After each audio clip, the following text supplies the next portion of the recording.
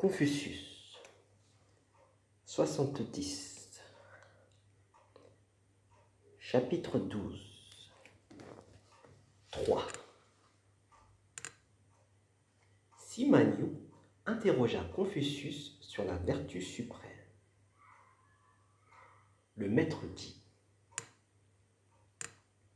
qui est animé de la vertu suprême hésite à parler.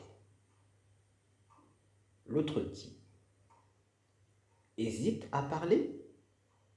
Et c'est ça qu'on appelle la vertu suprême? Le maître dit: ce qu'on pratique difficilement, comment en parlera-t-on facilement? Ce qu'on pratique difficilement, comment en parlerait-on facilement? 4. Sima Niu demanda à Confucius ce qu'est un honnête homme. Le maître dit: un honnête homme est sans inquiétude et sans peur. L'autre dit: sans inquiétude et sans peur? Est-ce ça qu'on appelle un honnête homme? Le maître dit: il ne trouve en soi nulle infirmité. Qu'est-ce qui pourrait lui causer inquiétude ou peur? 5. Sima Niu se lamentait.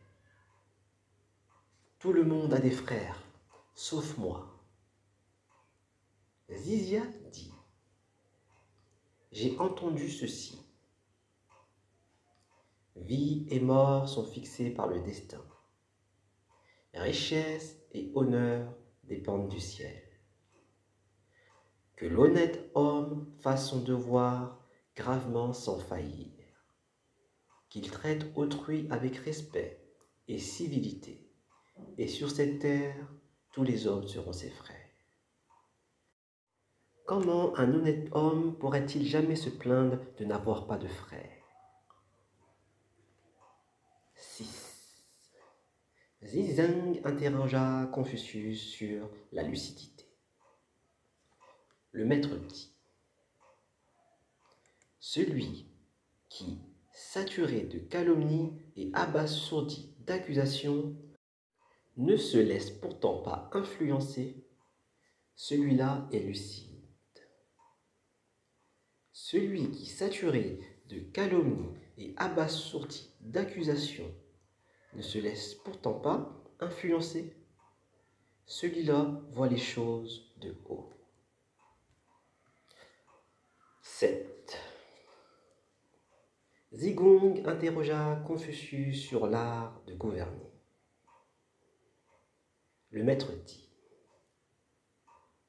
des vivres en suffisance, des armes en suffisance, un peuple qui a la foi. Zigong dit: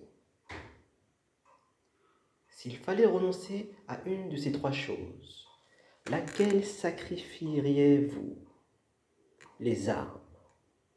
L'autre reprit: s'il fallait renoncer à une des deux choses qui restent, laquelle sacrifierez-vous? Les vivres. La mort est depuis toujours dans l'ordre des choses. Mais un peuple sans foi ne saurait se tenir debout. 8. Zizeng dit: on est honnête homme par nature. À quoi bon la culture? Zigong dit: monsieur, voilà un mot regrettable. Ce qui est dit. Un attelage de 4 chevaux ne saurait le rattraper. La culture tient à la nature. La nature tient à la culture. Comme sa bigarrure tient au tigre. arrachez ses poils à la peau d'un tigre ou d'un léopard, et il ne vous reste que la peau d'un chien ou d'un mouton. 9. Le duc demanda à Yu Ryo. Les récoltes sont mauvaises. Je suis à court de ressources. Que faire? Yu Ryo répondit. Pourquoi ne pas prélever la dîme? L'autre dit. Mais si je prélevais le double, je serais encore à court. Comment la dîme pourrait-elle me tirer d'affaire? L'autre dit. Si les gens ont en suffisance, comment le souverain pourrait-il être à court?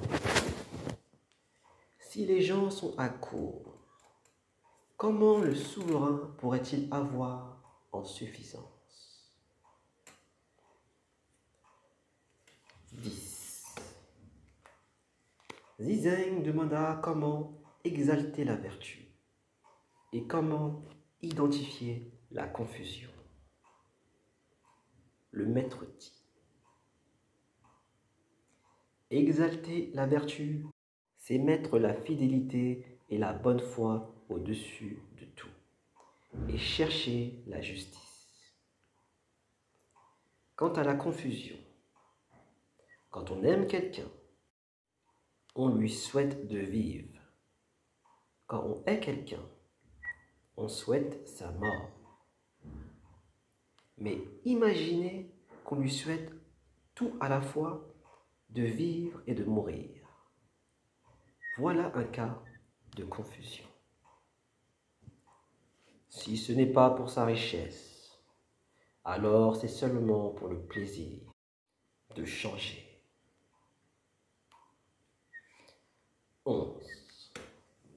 Le duc Jing de Qi interrogea Confucius sur l'art de gouverner. Confucius répondit que le souverain soit un souverain, le sujet un sujet, le père un père, le fils un fils. Le duc dit: excellent, si le souverain n'était pas un souverain, le sujet pas un sujet, le père pas un père, le fils pas un fils, comment pourrais-je être sûr de rien? 12. Le maître dit: s'il est quelqu'un qui pourrait trancher un procès en n'entendant qu'un des deux partis, c'est bien Zilou. Zilou ne dormait jamais sur une promesse. 13. Le maître dit: pour trancher des litiges, j'en vaux bien un autre. Ce qu'il faudrait, c'est qu'il n'y ait point de litige. 14. Zizeng interrogea Confucius sur l'art de gouverner. Le maître dit: dans votre charge, soyez infatigable et expédiez les affaires fidèlement. Dans votre charge, soyez infatigable et expédiez les affaires fidèlement. 15. Le maître dit: avec les lettres pour s'ouvrir l'esprit et les rites pour se discipliner, on ne saurait s'écarter du droit chemin. 16. Le maître dit: l'honnête homme développe ce qu'il y a de beau chez les gens. Il ne développe pas ce qu'ils ont de mauvais. L'homme vulgaire fait le contraire. 17. Le seigneur Jigang interrogea Confucius sur l'art de gouverner. Le maître répondit: Gouvernement est synonyme de droiture. Si vous menez droit, qui osera ne pas marcher droit?